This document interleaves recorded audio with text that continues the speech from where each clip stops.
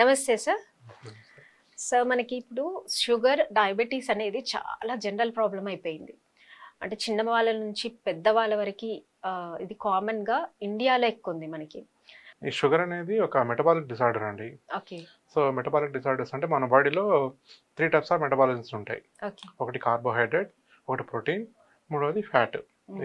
ఈ 3 మెటబాలిజంలో డిస్టర్బెన్స్ రావడం వలన ఓకే. బ్లడ్‌లో షుగర్ లెవెల్స్ పెరిగి హ్మ్. డయాబెటీస్ వస్తుంది మనకి. ఓకే. ఓకేనా? అది షుగర్ అంటే. ఓకే. దీంట్లో ఎన్ని రకాలు ఉంటాయి సార్ 2 షుగర్‌లో? టైప్స్ ఉన్నాయండి. ఓకే. Type 1, type 2. హుహు. ఈ టైప్ 1 వచ్చేసి ఇన్సులిన్ డిపెండెంట్ డయాబెటీస్ అంటారు దాన్ని. హ్మ్. సో, వీళ్ళలో ఇన్సులిన్ అనేది ప్రొడక్షన్ జరగదు. హుహుహు. అందువలన టైప్ 1 డయాబెటీస్ వస్తది. హ్మ్. రెండోది టైప్ 2. ఈ టైప్ 2 అనేది దీనికి చాలా రకాల కారణాలు ఉన్నాయి. ఒకటి ఏజ్, హ్మ్. 2 family history, okay. 3 diet, okay. 4 obesity. హుహు. ఓకేనా? ఈ 4 అనేవి రిస్క్ ఫ్యాక్టర్స్. హ్మ్. దీనివల్ల టైప్ 2 డయాబెటీస్ వస్తుంది. ఓకే. సో ఇప్పుడు టైప్ 1 డయాబెటీస్ మనకి రీజన్స్ ఏముంటాయి దీనికి?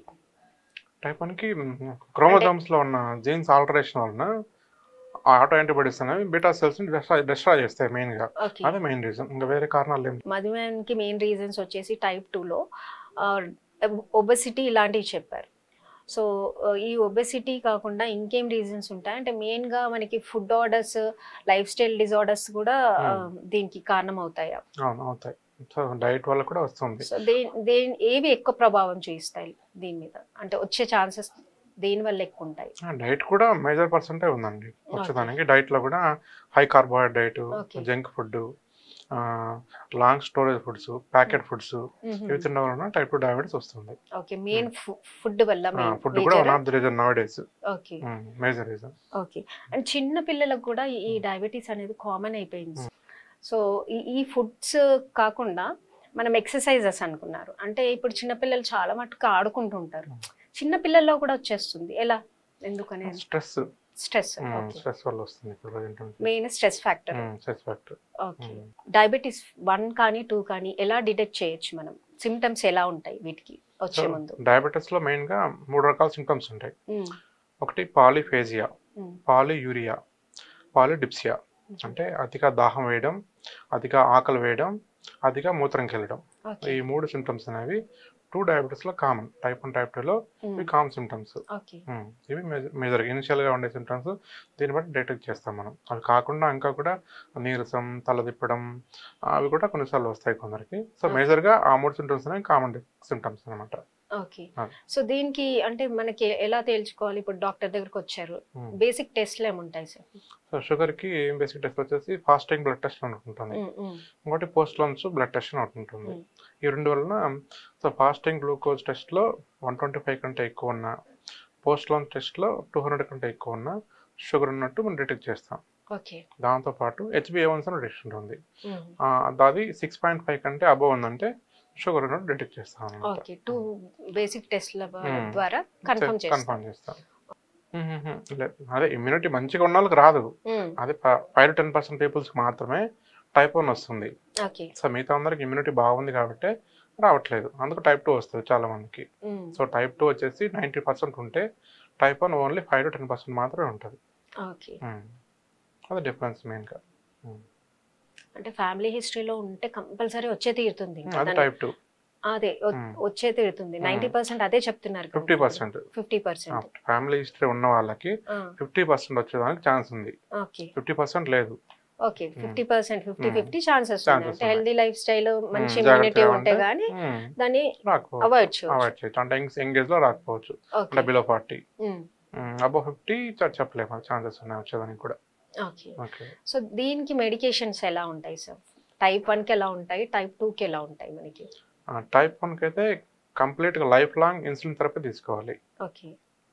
బతికున్నంత వరకు ఇన్సులిన్ టాబ్లెట్స్ ఉండవు దానికి. టైప్ 2కి 3 టైప్స్ ఆఫ్ మెజర్మెంట్స్ యాక్చువల్గా. ఏంటంటే 1 diet changes, 2 physical activity, 3 medications. So medications initial గా టాబ్లెట్ స్టార్ట్ చేస్తాం. దాంతో కూడా సింగిల్ థెరపీ అని మ్యాక్సిమం డోస్ పెంచుకున్న తర్వాత సింగిల్ థెరపీ ఇస్తాం. సో ఒక డ్రగ్ కూడా రెస్పాన్స్ లేదు, షుగర్ కంట్రోల్ అవ్వట్లేదు అంటే డ్యూయల్ థెరపీ ఇస్తాం. 2 టైప్స్ పెడతాం టాబ్లెట్స్. ఆ డ్యూయల్ థెరపీ కూడా రెస్పాన్స్ లేదు అప్పుడు ట్రిపుల్ థెరపీ పెడతాం. ట్రిపుల్ థెరపీ కూడా రెస్పాన్స్ లేదంటే అప్పుడు లాస్ట్ ఆప్షన్ ఇన్సులిన్కి వస్తాం. ఓకే. అది step by step management. So దాంతో కూడా ఫస్ట్ ఇనిషియల్గా డైట్ మేనేజ్మెంట్ కంపల్సరీ ఉండాలి, ఓకే. ఫిజికల్ యాక్టివిటీ ఉండాలి, ఓకే. దాంతో మెడికేషన్.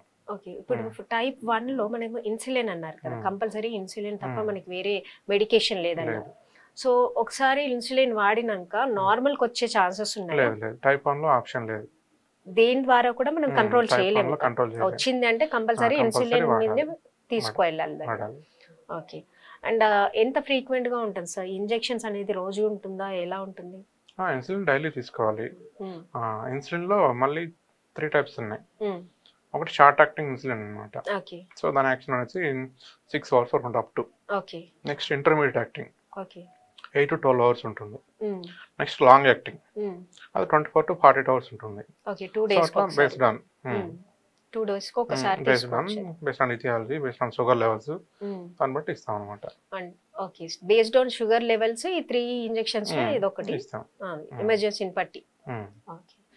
అండ్ ఇంకో టైప్ 2లో మనకి ఇప్పుడు మెడికేషన్ అని చెప్పారు. ఆ మెడికేషన్ ఎన్ని రోజులు వాడాల్సి వస్తుంది సార్?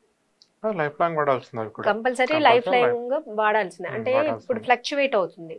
ఫ్లక్చువేట్ అయినప్పుడు డోసేజ్ అంటే మెడికేషన్ మారుతుంది అంతే. కానీ దీనికైనా కంపల్సరీ ఒకసారి వచ్చింది అంటే కంటిన్యూస్ గా మెడికేషన్ తీసుకోవాలి లైఫ్ లాంగ్. ఓకే. అండ్ ఇప్పుడు ఫస్ట్ టైప్ లో మనము చెప్పుకున్నట్టు, మీరు చెప్పినట్టు ఒకసారి వస్తే ఇన్సులిన్స్ మీదే వెళ్ళాలి, దాన్ని తగ్గించుకునే మార్గం లేదు మనకి అనేసి. అంటే మొత్తానికి తగ్గించుకునే మార్గం లేదా, లేకపోతే అంటే ఇప్పుడు 300 ఉంటుంది కొంతమందికి, అప్ టు 400-300 బిట్వీన్నే ఉంటుంది. సో అలాంటి వాళ్ళకి తగ్గించుకునే కూడా మార్గం లేదా సార్? తగ్గించవచ్చు. అంటే ఇన్సులిన్స్ కాకుండా లైఫ్ స్టైల్ చేంజెస్ వల్ల కూడా మనం తగ్గించుకునే లైఫ్ స్టైల్ చేంజెస్ చేసుకుంటే అతను హెల్త్ పరంగా బెటరే, కానీ షుగర్ లెవెల్స్ పైన సంబంధం లేదు. ఓకే. టైప్ 2లో ఇప్పుడు సేమ్ ఇదే వర్తిస్తుందా మనకి? ఎలా? టైప్ 2లో లైఫ్ స్టైల్ మోడిఫికేషన్ అనేది షుగర్ లెవెల్స్ కంట్రోల్ చేస్తుంది. కాకపోతే అంతా అట్లా లేదు. ఎందుకంటే టైప్ 1లో ఏమవుతుందంటే బాడీలో ఇన్సులిన్ ప్రొడక్షన్ ఉండదు అసలు. టైప్ 2లో ఏమవుతుంది, ఇన్సులిన్ ఉంటుంది, కాకపోతే కొంచెం యాక్షన్ అనేది తగ్గిపోతుంది అనమాట. దానివల్ల అట్లా వస్తుంది. క్యూ న్యూస్ ఛానల్లో పనిచేయటకు అనుభవం గల సీనియర్ వీడియో ఎడిటర్స్ కావాలను సంప్రదించవలసిన నెంబర్ 8688926084. qnews@gmail.com ను సంప్రదించండి. లైక్ చేయండి,